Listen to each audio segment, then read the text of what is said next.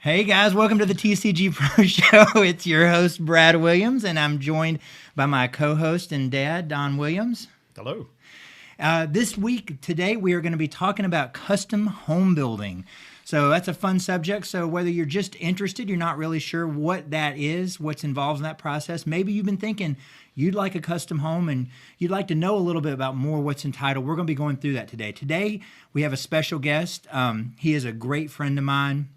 And he's also one of the best builders in the area. He is an experienced custom home builder. I think he's been around construction since probably forever, his whole life. Age 10. Yeah.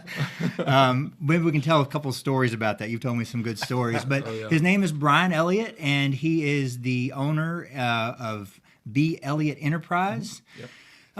One of the great triad custom home builders. So welcome to the show, Bryan.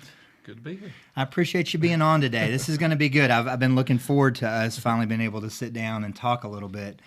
So tell us a little bit about your background. Like you said, you've been in construction most of your life. How did all that start for you?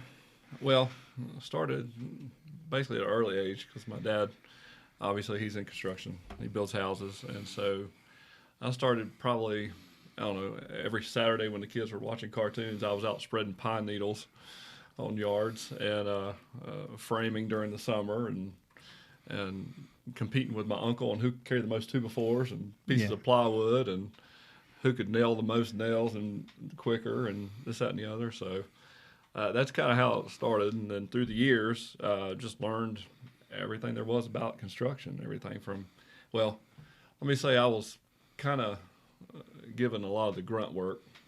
You know, hey, go under that deck and put the insulation in it. You know, it's 18 inches off the ground. Oh, yeah, great. Yeah. So, but I just picked up all the different aspects of construction through that, and it stuck. You know, and work ethic came. You know, during my teenage years, Right. And you know, the drive to want to succeed, and tried to get out of it a little bit through another industry, but Right. it kind of drew me back. So I just wanted to. You kind of come from a family of builders, not just your Fourth dad, generation. but fourth generation Fourth builder. generation, yeah. So you've got cousins, uncles, just yeah. all in the business. Yeah. How did that influence what you do? I mean, how did that?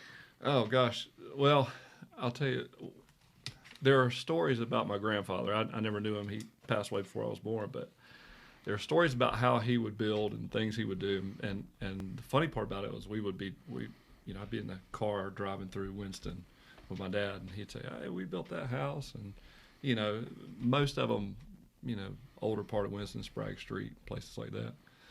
But one story that always got me is a concrete guy that used to tell a story. He said, my grandfather, they were pouring a slab during the winter, and it was real cold, and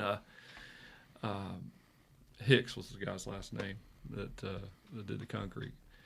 And he told my grandfather Luke, said, you know, that thing's not gonna dry. We're gonna have some problems. And so Luke doused it with gasoline and set it on fire, and it dried. It cured. It cured.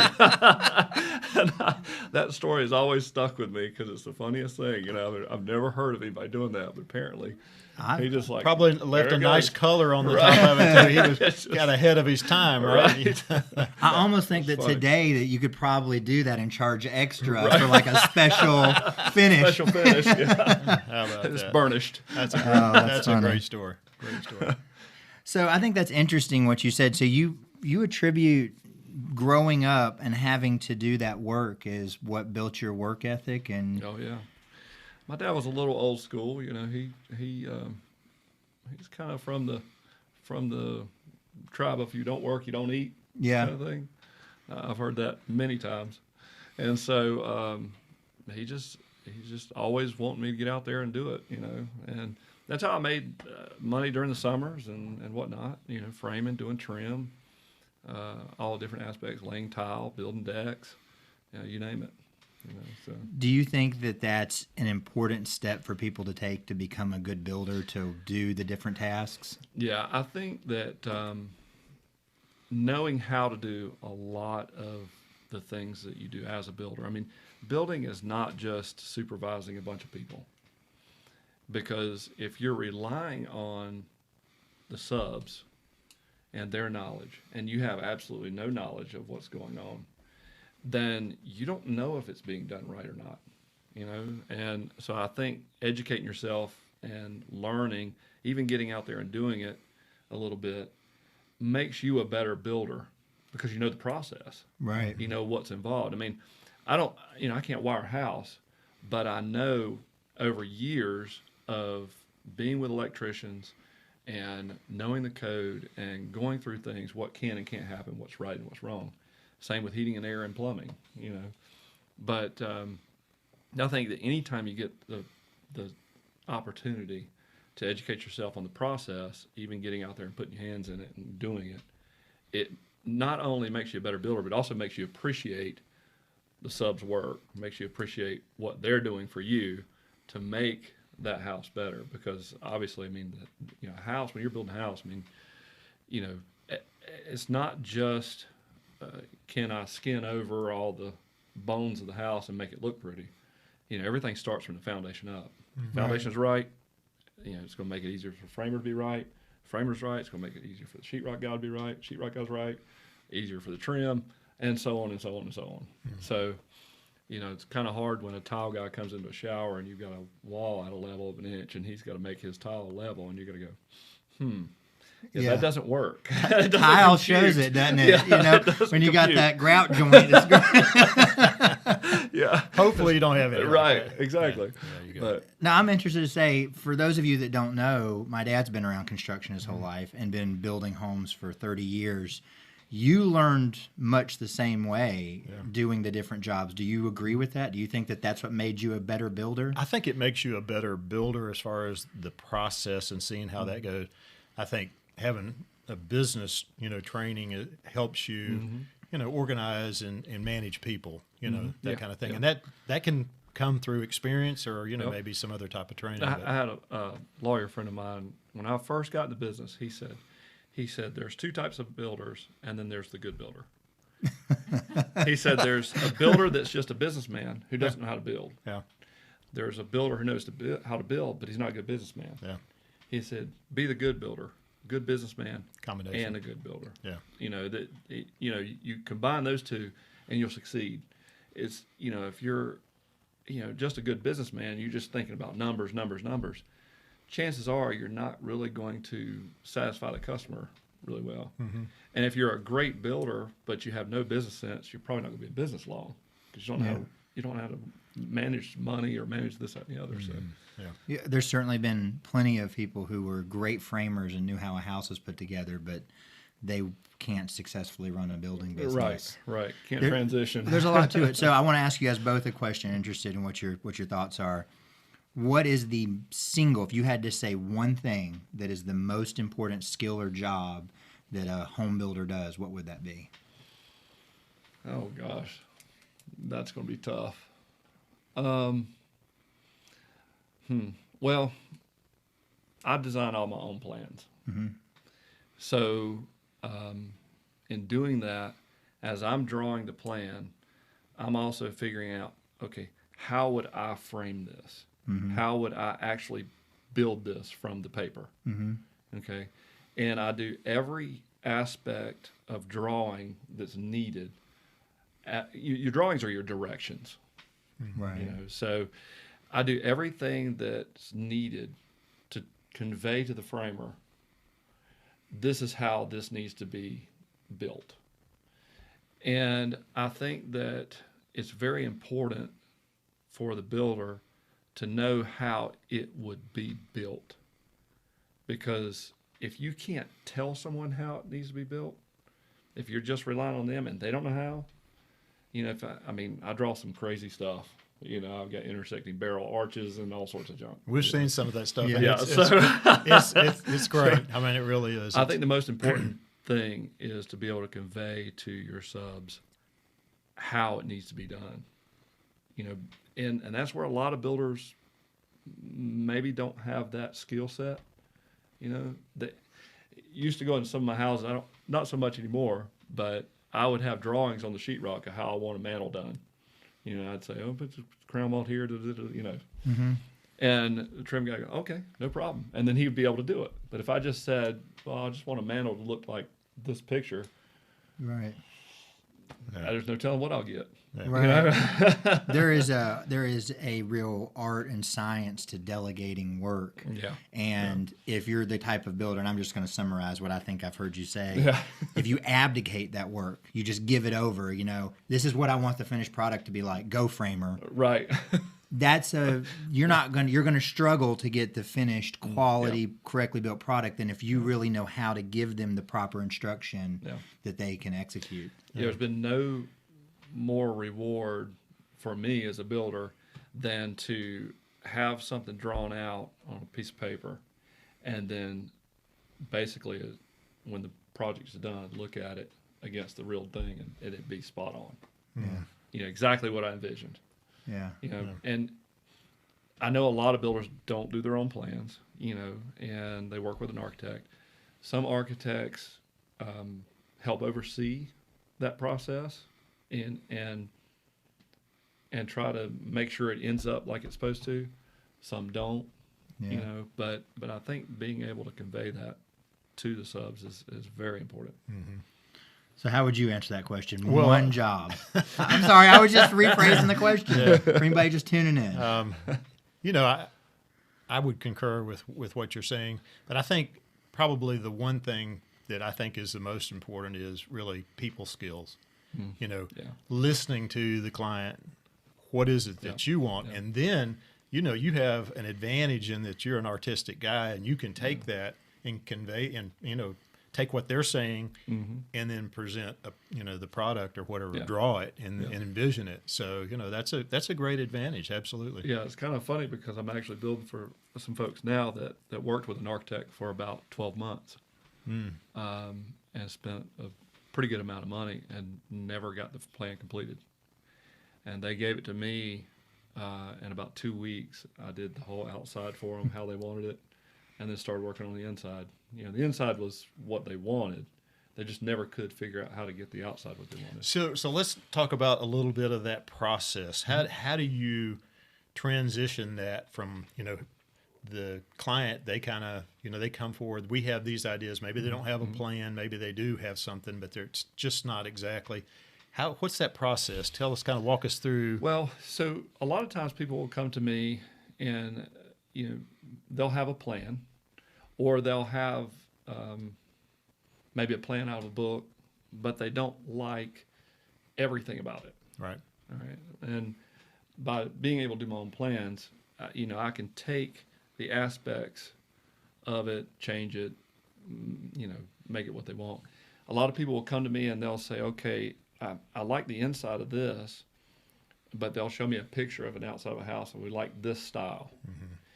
And so I can, the outside style of the house can pretty much be anything. Mm-hmm. I can mix the inside floor plan. Floor plan is just rooms. So I can basically give them what they need and want on the outside.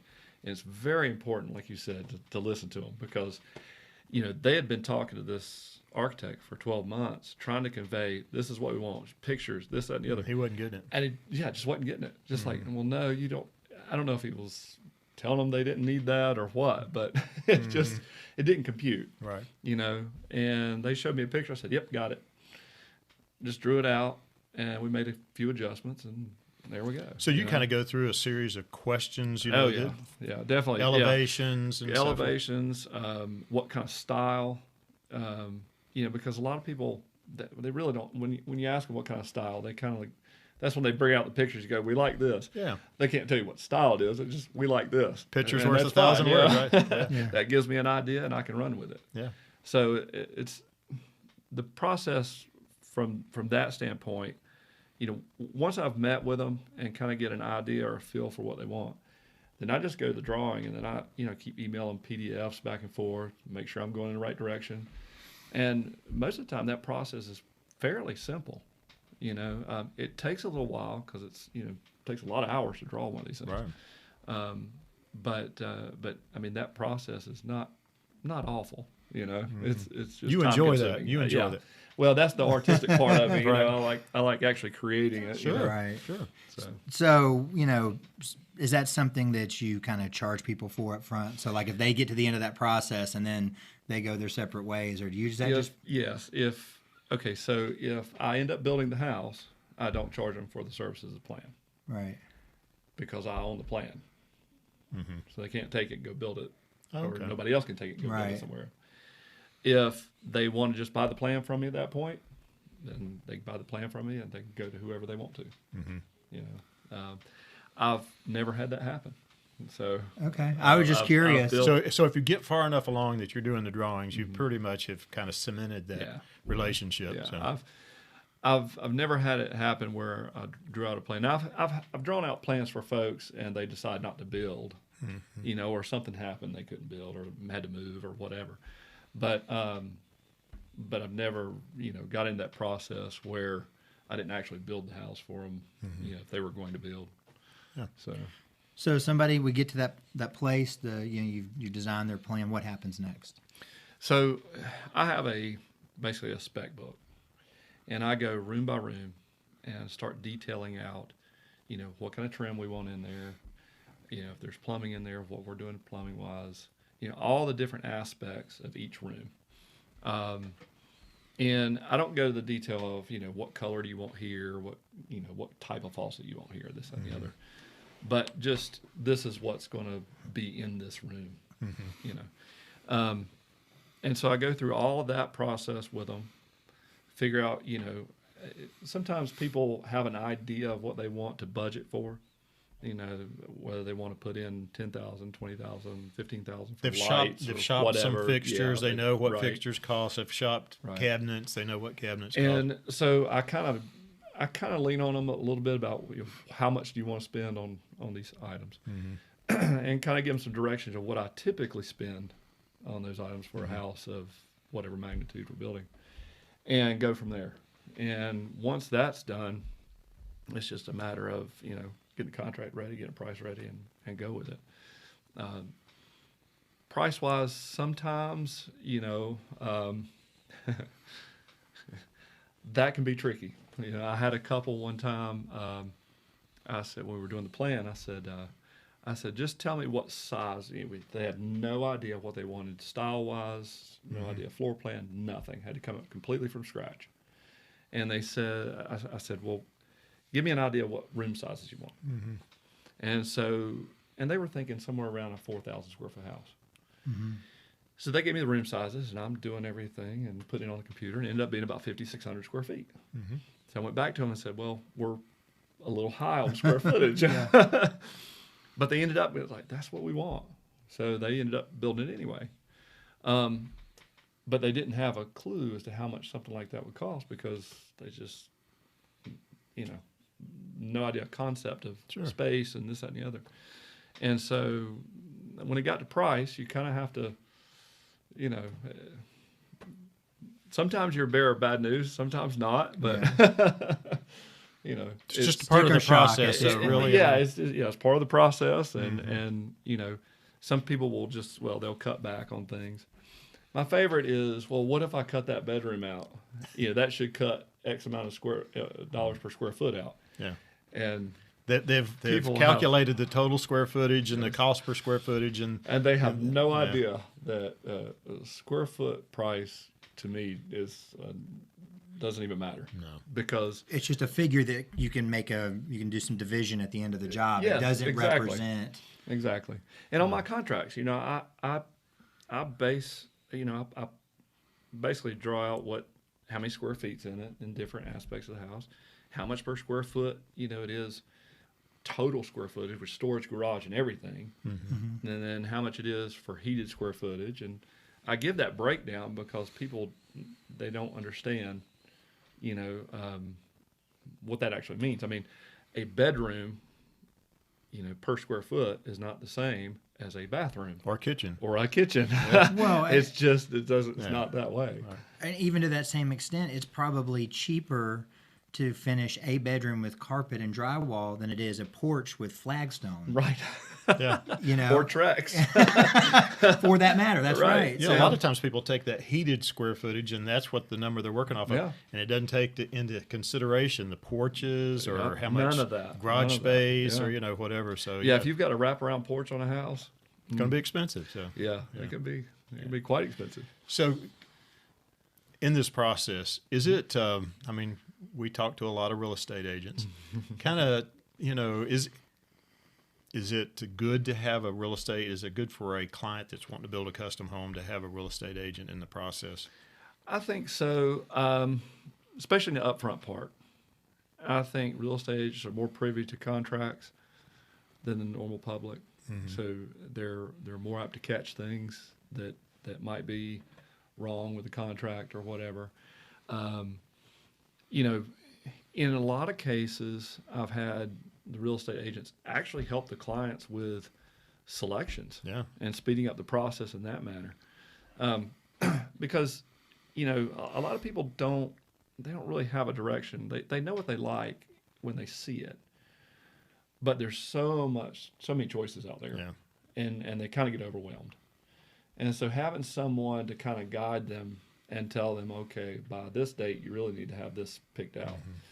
That helps a lot. Now, I can't say that all agents do that, Right.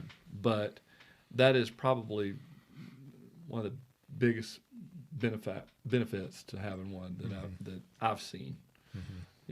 So some agents have more experience with that. They've been through the process. They're going to be more helpful during that process. But let's take a younger agent that's coming in that wants to learn. Do you think is this a process that can be learned? Definitely. Yeah.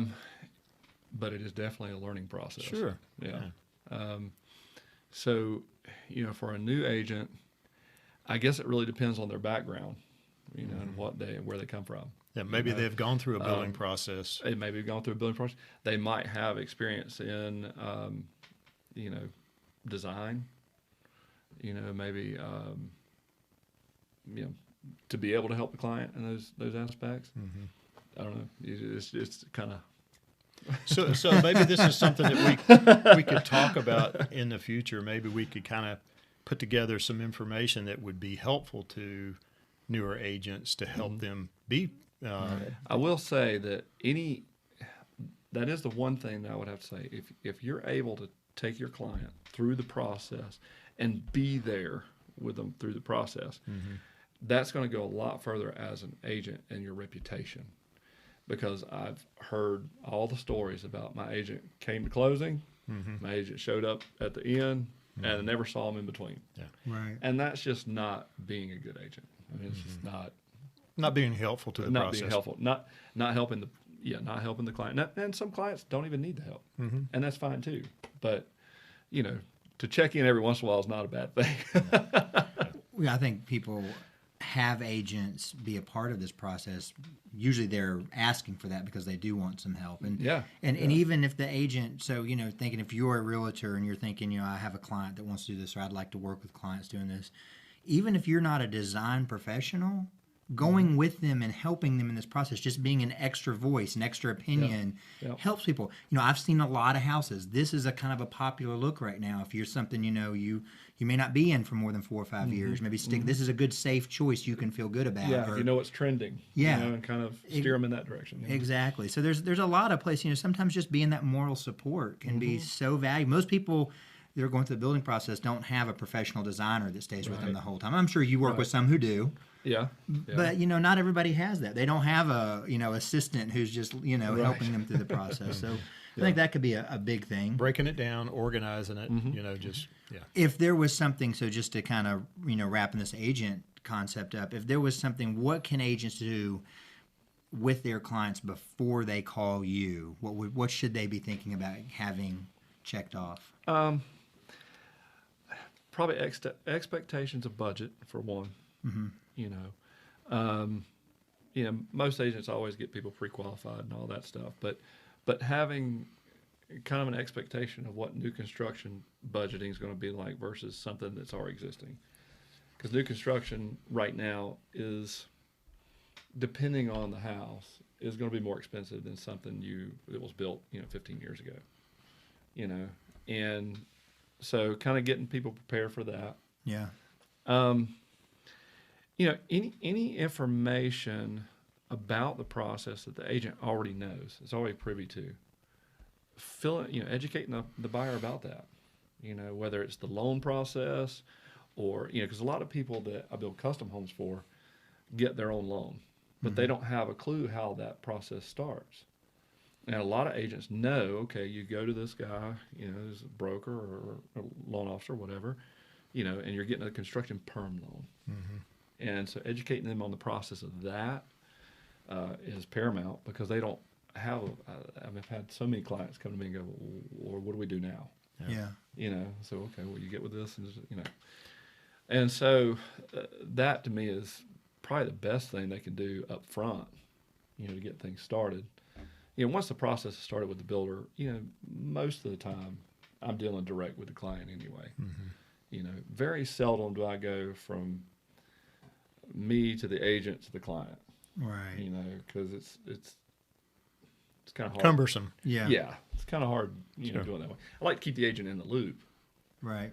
but, you know, dealing directly with the client is how You almost have to. yeah, There's so many you gotta things get that have to be. a lot better product out of it. So I know that we're probably running a little short of time, but you know, something that you kind of touched on, there are some banks that are better or more experienced in working with construction perms than others. Not all banks are, you know, are made to do that. Yeah. So, Yeah. you know, that's, you know, maybe that's some information that they can get from you. You've had experience with that. You probably know the best bank to deal with. You know, and who's easy to work with, and who requires a lot more this, that, and the other. paperwork, Paperwork, red tape. red tape, Yeah.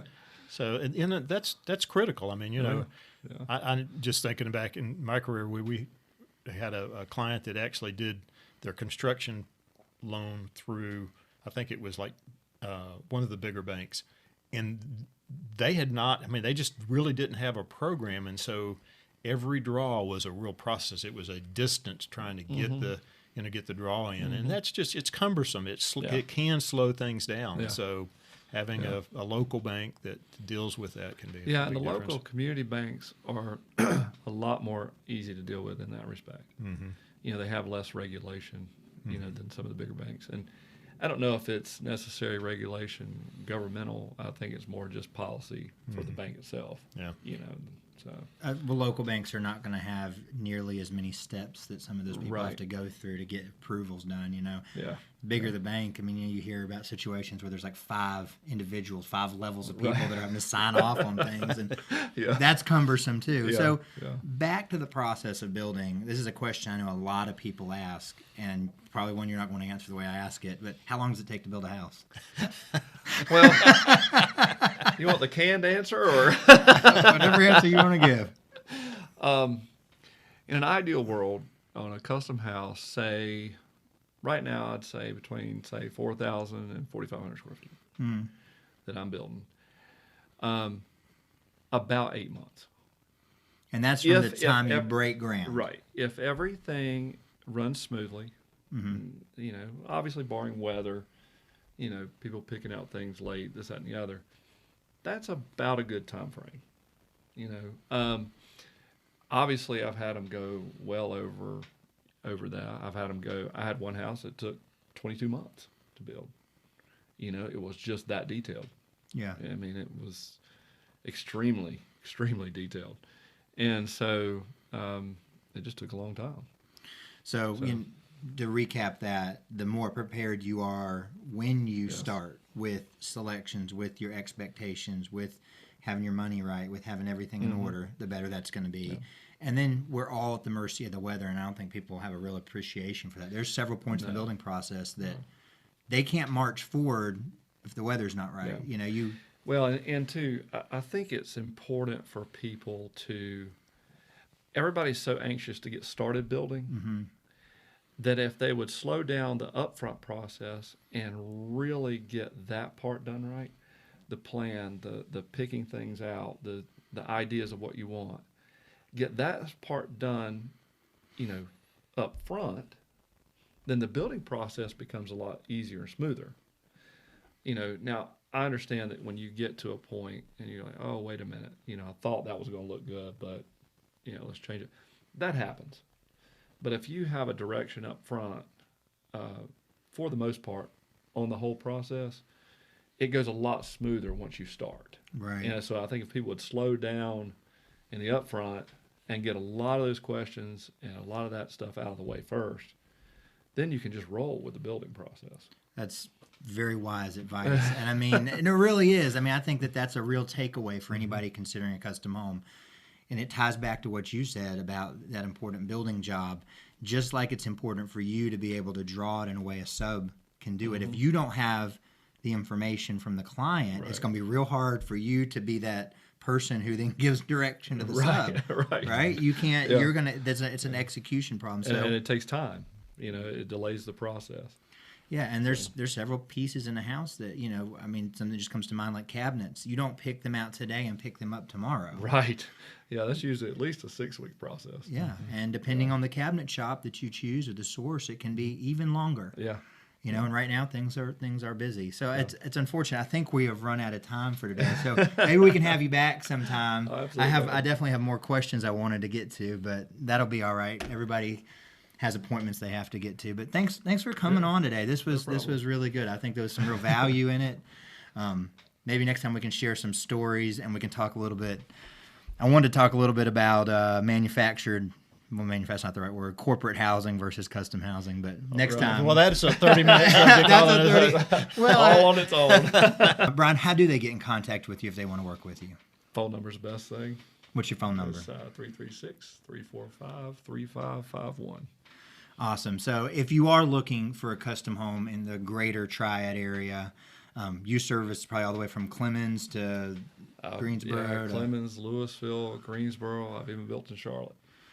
So you're probably going to have a pretty good project, get him down to Charlotte. Right? But yeah, definitely, we highly recommend Bryan as a source. Absolutely. I mean, the houses you build are beautiful. They're unique, and if you want a unique home, not just something that is cookie cutter, that's something you've been delivering in this area. That's kind of my staple. Yeah, I tell you, I'm going to neighborhoods, and I've told her. I can pick out a lot of your houses just driving through a neighborhood. Yeah. You definitely have a unique style. But thanks for tuning into the show today. Make sure to stay in touch with The Closing Guys. We have tons more of these episodes online. You can find them at theclosingguys.com/TCG, or just go to theclosingguys.com and follow the links to the Media Hub. Make sure to subscribe and follow us on social media. We're putting up awesome content all the time, not just with custom builders, but attorneys, mold guys, other service pros. We're sitting down with real estate people. We have some great episodes coming up. So you want to make sure to get subscribed and get plugged in to know when we go live. We are going live on Tuesdays or Thursdays at 12:30 at lunchtime to make it easy to tune in when you have a nice lunch break.